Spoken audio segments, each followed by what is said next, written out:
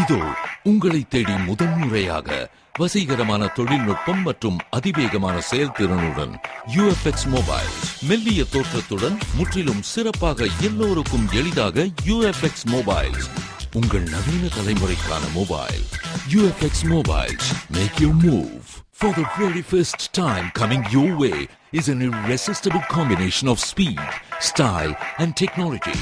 UFX Mobiles. Exceptionally sleek, totally advanced, and now the phone that everyone can afford to touch. Your next generation mobile. UFX Mobiles. Make your move.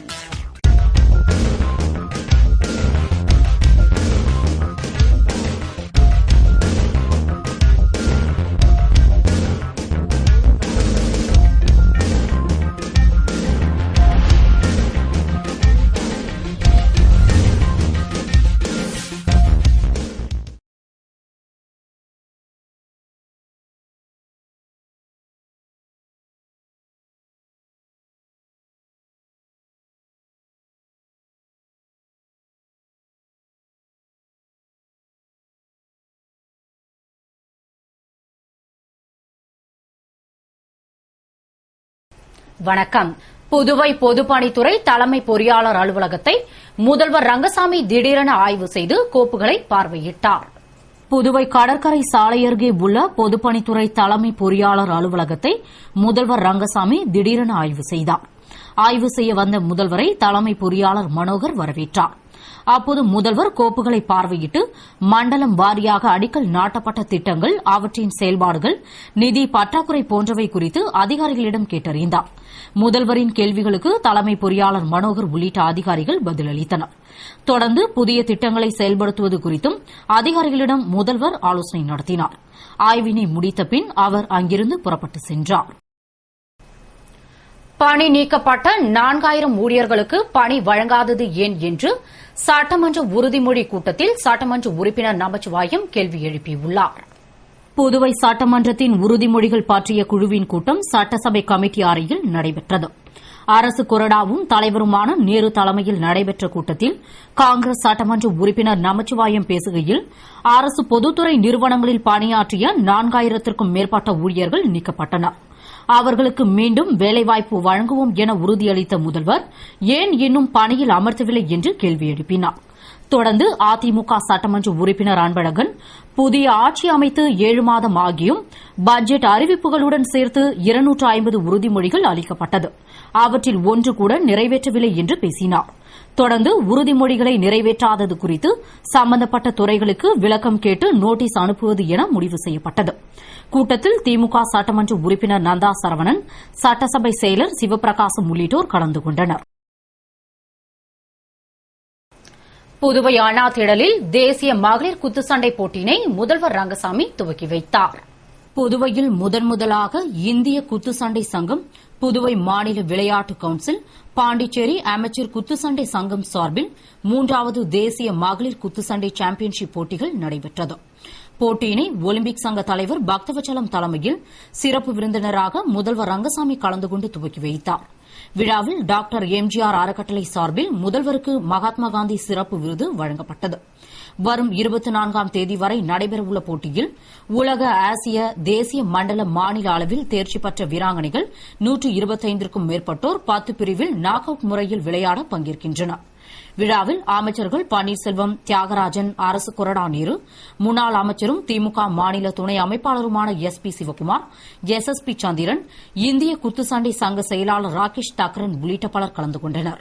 நிகழ்ச்சிக்கான ஏற்பாட்டினை Olympic சங்க துணைத் தலைவர் ஏம்பலம் செல்வம், அமைப்பு தலைவர் லோகநாதன் ஆகியோர் செய்திருந்தனர். Puduvai AIDS கட்டுப்பாட்டு சங்கம் மற்றும் அன்னை இந்திரா சமூக நற்பணி இயக்கம் சார்பில் நடைபெற்ற எய்ட்ஸ் விழிப்புணர்வு வேன் பிரச்சாரத்தை முன்னாள் நகரமன்ற துணைத் தலைவர் திரு ஜான்குமார் துவக்கி வைத்தார். புதுவை எய்ட்ஸ் கட்டுப்பாட்டு சங்கம் மற்றும் அன்னை இந்திரா சமூக நற்பணி இயக்கம் சார்பில் நெல்லித்தோப்பில் எய்ட்ஸ் விழிப்புணர்வு வேன் பிரச்சாரம் நடைபெற்றது. நிகழ்ச்சியில் சமூக சேவகர் நாராயணன் வரவேற்று பேசினார். சிறப்பு விருந்தினராக கலந்து கொண்ட முன்னாள் நகரமன்ற துணைத் தலைவர் ஜான்குமார் வேன் பிரச்சாரத்தை கொடியசைத்து துவக்கி வைத்து எய்ட்ஸ் விழிப்புணர்வு குறித்து கையேடு வழங்கினார். முன்னதாக நற்பணி இயக்கத்தினர் சிறப்பு விருந்தினருக்கு பொன்னாடை அணிவித்து கௌரவித்தனர். திரளான மாணவ மாணவியர்கள் பங்கேற்ற வேன் பிரச்சாரம் நெல்லித்தோப்பில் முக்கிய வீதிகள் வழியாக சென்று மக்களிடையே எய்ட்ஸ் பற்றிய விழிப்புணர்வை ஏற்படுத்தியது. நிகழ்ச்சிக்கான ஏற்பாட்டினை அன்னை இந்திரா சமூக நற்பணி இயக்கத்தினர் செய்திருந்தனர். புதுவை மரப்பாலம் துணைமின் நிலைய தொழில்நுட்ப பயிற்சி மையத்தில் நடைபெற்ற முகாமில் பங்கேற்ற பொறியாளர்களுக்கு அமைச்சர் தியாகராஜன் சான்றிதழ்களை வழங்கினார். புதுவை மரப்பாலத்தில் உள்ள மின்துறை துணைமின் நிலைய தொழில்நுட்ப பயிற்சி மையத்தில் மின்துறை பொறியாளர்களுக்கு 3 நாள் பொறியாளர் பயிற்சி முகாம் நடைபெற்று அதன் நிறைவு விழா மேற்பார்வை பொறியாளர் தலைமையில் மேற்பார்வை பொறியாளர் சங்கர் முன்னிலையில் நடைபெற்றது. தமிழ்நாடு மின்வாரிய பொது மேலாளர் வத்சலா குருமூர்த்தி வரவேற்புரையுடன் துவங்கிய விழாவில் விழுப்புரம் மேற்பார்வை பொறியாளர் இயக்கம் சீனிவாசன் வாழ்த்தி பேசினார். சிறப்பு விருந்தினராக மின்துறை அமைச்சர் தியாகராஜன் கலந்து கொண்டு பயிற்சி முகாமில் பங்கேற்ற பொறியாளர்களுக்கு சான்றிதழ் வழங்கினார். நிறைவில் தமிழ்நாடு மின்வாரிய முதுநிலை மேலாளர் சீனிவாசன் நன்றியுரையுடன் முடிந்த விழாவிற்கான ஏற்பாடுகளை இளநிலை பொறியாளர் புவனேஸ்வரி செய்திருந்தார். புதுவை மாதாக்கோவில் வீதியில் உள்ள பேக்கரி கடையில் கல்வீசி தாக்கிவிட்டு தப்பி ஓடிய மர்ம நபர்களை போலீசார் வலைவீசி தேடி வருகின்றனர். முல்லை பெரியாறு அணை பிரச்சினை தொடர்பாக தமிழக கேரளா இடையே பெரும் பிரச்சினை நிலவி வருவதால் கடந்த சில நாட்களுக்கு முன்பு கேரளாவில் ஐயப்ப பக்தர்கள் தாக்கப்படுவதை கண்டித்து நாம் தமிழர் இயக்கம் சார்பில் புதுவையில் உள்ள கேரள நிதி நிறுவனங்கள் உட்பட 8 கடைகள் அடித்து நொறுக்கப்பட்டன. இந்நிலையில் மாதாக்கோவில் வீதியில் உள்ள கேரள பேக்கரி நிறுவனத்திற்கு நேற்று இரவு யாரோ அடையாளம் தெரியாத 2 மர்ம நபர்கள் மோட்டார் சைக்கிளில் வந்து திடீரென கல்வீசி தாக்கிவிட்டு தப்பி ஓடிவிட்டனர். இதில் அந்த கடையின் முன்பக்க கண்ணாடி உடைந்து சேதமடைந்தது. இதுபற்றி தகவல் அறிந்த வடக்கு பகுதி எஸ்பி சிவதாசன் மற்றும் போலீசார் சம்பவ இடத்திற்கு விரைந்து சென்று பார்வையிட்டு கடை உரிமையாளர் அளித்த புகாரின் அடிப்படையில் வழக்கு பதிவு செய்து தப்பியோடிய மர்ம நபர்களை வலைவீசி தேடி வருகின்றனர்.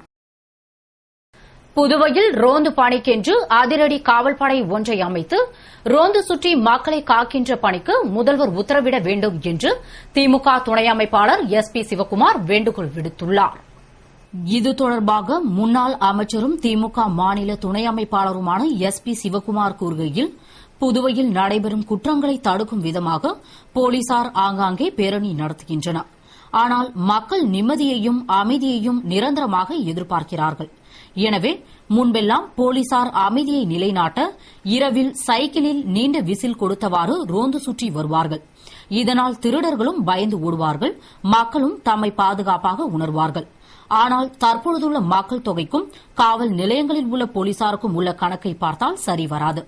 எனவே முதல்வர் ஒவ்வொரு தொகுதிக்கும் இரவில் 5 பேர், பகலில் 5 பேர் என எரிபொருள் நிரப்பப்பட்ட சைரன் மற்றும் சுழல் விளக்கு பொருத்தப்பட்ட வண்டியில் சுற்றி வர நடவடிக்கை எடுத்தால் மக்களுக்கு உண்மையான பாதுகாப்பு கிடைக்கும். ஆதலால் முதல்வர் ரோந்து பணிக்கென்று அதிரடி காவல்படை ஒன்றை அமைத்து மீண்டும் நிரந்தரமாகவும் தொடர்ச்சியாகவும் ரோந்து சுற்றி வந்து மக்களை பாதுகாக்கின்ற பணிக்கு உத்தரவிட வேண்டும் என்று கூறினார். புதுவை பாரதி நகர் ஸ்ரீ புத்தாய் மாரியம்மன் ஆலய சனிப்பெயர்ச்சி விழாவில் அமைச்சர் பன்னீர்செல்வம் கலந்து கொண்டு சாமி தரிசனம் செய்தார். புதுவை கருவடிக்குப்பம் பாரதி நகரில் எழுந்தருளி இருக்கும் அருள்மிகு ஸ்ரீ புத்தாய் மாரியம்மன் ஆலயத்தில் சனிப்பெயர்ச்சியினை முன்னிட்டு சனீஸ்வர பகவானுக்கு சிறப்பு மகா அபிஷேகமும் வெள்ளி கவசம் திருவாச்சி அணிவித்து மகா தீபாரதனையும், ஸ்ரீ துர்க்கை அம்மனுக்கு விளக்கு சூலம் திருவாச்சி அணிவித்து தீபாரதனையும் நடைபெற்றது. விழாவில் அமைச்சர் பன்னீர்செல்வம் கலந்து கொண்டு சாமி தரிசனம் செய்தார் மற்றும் திரளான பக்தர்கள் பங்கேற்று எல் தீபம் ஏற்றி பரிகார பூஜை செய்தனர். அதேபோன்று ஜவஹர் நகர் நல்லாண்டு முத்துமாரியம்மன் ஆலயத்தில் சனிப்பெயர்ச்சியை முன்னிட்டு நவகிரக ஹோமம் மற்றும் சிறப்பு பூஜைகள் நடைபெற்றது. சிறப்பு அலங்காரத்தில் பக்தர்களுக்கு சனீஸ்வர பகவான் அருள்பாலித்த விழாவில் அமைச்சர் பன்னீர்செல்வம் தமது குடும்பத்தாருடன் கலந்து கொண்டு சாமி தரிசனம் செய்தார். இதில் திரளான பக்தர்கள் பங்கேற்று பரிகார பூஜை செய்து வழிபட்டனர். புதுவை பெரியார் திராவிடர் கழகம் சார்பில் கூடங்குளம் அணுமின் நிலையம் மற்றும் முல்லை பெரியாறு அணை பிரச்சினை தொடர்பாக விளக்க பரப்புரை பயணம் நடைபெற்றது. கூடங்குளம் அணு உலை திறப்பதற்கு எதிர்ப்பு தெரிவித்தும் முல்லை பெரியாறு அணை பிரச்சினையில் மத்திய அரசின் போக்கை கண்டித்தும் பெரியார் திராவிடர் கழகம் சார்பில் விளக்க பரப்புரை பயணம் லோக ஐயப்பன் தலைமையில் தந்தை பிரியன் விஜயசங்கர் முன்னிலையில் நடைபெற்றது. வீராசாமியின் வரவேற்புரையுடன் அண்ணா சிலை அருகே துவங்கிய விளக்க பரப்புரை பயணம் சாரம் ஜீவா சதுக்கத்தில் நிறைவடைந்தது. இளங்கோவின் நன்றியுரையுடன் முடிந்த பரப்புரை பயணத்தில் பல்வேறு அமைப்பினரும் கலந்து கொண்டு இரு பிரச்சினைகளிலும் தமிழர்களின் நிலை குறித்து விளக்கினர். சத்தீஸ்கரில் நடைபெறவுள்ள தேசிய வாள்சண்டை போட்டியில் பங்கேற்க செல்லும் புதுவை அணியினரை அமைச்சர் தியாகராஜன் விளையாட்டு உபகரணங்கள் மற்றும் சீருடைகள் வழங்கி வாழ்த்தி வழியனுப்பி வைத்தார். சத்தீஸ்கர் மாநிலம் துர்க்கில் வரும் 25ஆம் தேதி முதல் 29ஆம் தேதி வரை 22வது தேசிய வாள்சண்டை போட்டி நடைபெறவுள்ளது. இதில் பங்கேற்க புதுவை ஆண்கள் மற்றும் பெண்கள் அணியினர் ரயில் நிலையத்தில் இருந்து புறப்பட்டு சென்றனர். அவர்களை வழியனுப்பும் நிகழ்ச்சியில் மாநில வாள்சண்டை சங்க தலைவரும் அமைச்சருமான தியாகராஜன் கலந்து கொண்டு அணியினருக்கு சீருடை மற்றும் உபகரணம் வழங்கி வாழ்த்தி பேசினார். நிகழ்ச்சியில் சங்க தலைவர் தேவதாஸ், துணைத் தலைவர்கள் காசிநாதன், மலையான், பிரசாத் ராவ், சண்முகம், இணை செயலாளர்கள் பூபாலன், சங்கர், செந்தில் உள்ளிட்ட நிர்வாகிகள் கலந்து கொண்டு வீரர்களை வாழ்த்தி வழியனுப்பி வைத்தனர்.